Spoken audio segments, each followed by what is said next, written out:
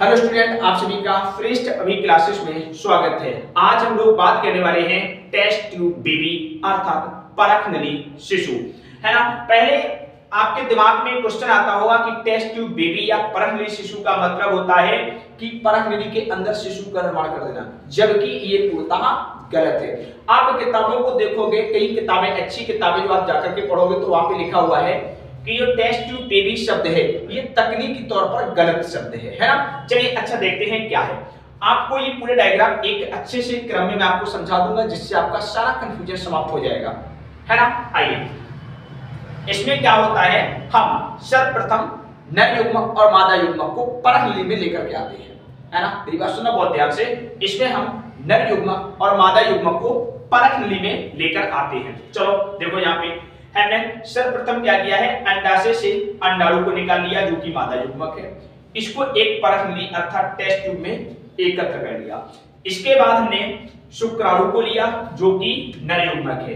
ये शुक्राणु रहा जो कि क्या है, नर युग्मक है। इसको भी उसी परख नली में एकत्र कर लिया। अब इस परख नली में नर युग्मक भी है और मादा युग्मक भी है।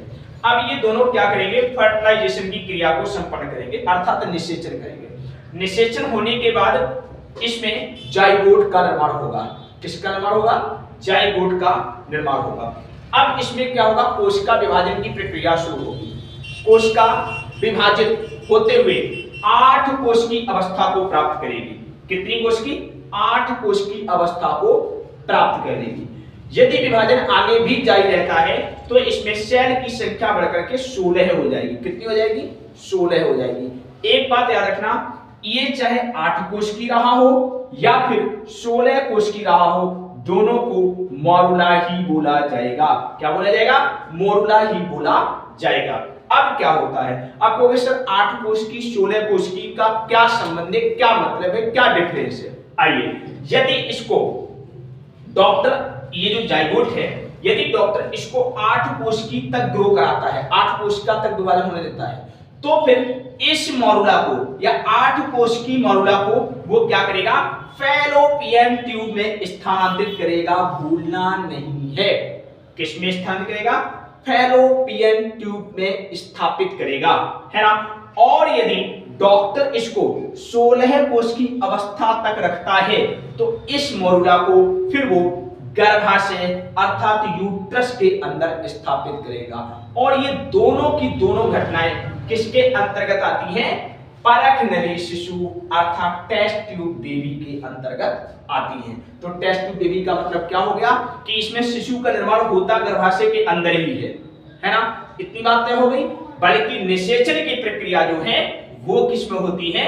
वो टेस्ट ट्यूब में होती है ना। तो यहाँ पे कह सकते हो, परख नली में हम निषेचन की प्रक्रिया गर्भाशय के बाहर गर्भाशय जैसी कंडीशन देकर के प्रयोगशाला में परख नली के अंदर कराते हैं। और उसके बाद जो अवस्था बनती है ना, मोरुला जो बनता है, वो अगर 8 कोश की अवस्था तक हम लोग रखते हैं तो फिर उसको फैलोपियन में स्थापित कर देंगे।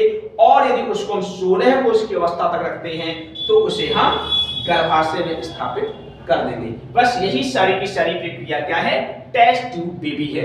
आप जाइए एग्जाम में पूरा डायग्राम के साथ लिख सकते हो और सारी बातें आप थ्योरी में लिख दीजिए। आपका क्वेश्चन का जो आंसर होगा बहुत बेहतरीन तरीके से हल कर सकोगे आप लोग। यदि फिर भी किसी को कोई किसी प्रकार की समस्या है तो आप कमेंट कीजिए, मैं आपकी समस्या का समाधान करने का प्रयास करूंगा। आपको यदि हमारी क्लास पसंद आ रही है तो सब्सक्राइब करना मत भूलिए।